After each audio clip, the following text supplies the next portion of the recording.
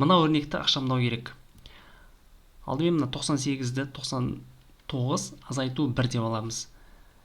Және алғашқы екеуден 99-ның квадратын жақшаның сыртына шығаруға болады.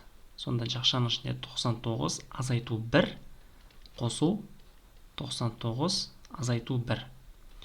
Ал бөлімін 99-ның 4 дәрежесін 99-ның квадратының квадраты азайту 1 деп жаза аламыз.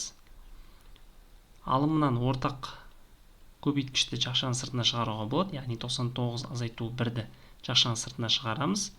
Жақшаның ішінде 99 квадрат қосу 1. Ал бөлімінен а квадрат минус б квадрат формуласын екі рет қолданамыз. Сонда 99 азайту 1 99 қосу 1 және келесі жақшада 99 квадраты қосу 1 болады. Қысқартамыз. Мына өрнекті де қысқартамыз.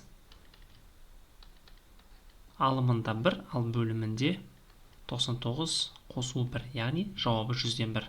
Каналға тіркеліп, достарыңызбен бөлісіп, өз пікіріңізді қалдырыңыз. Сау саламат болыңыз.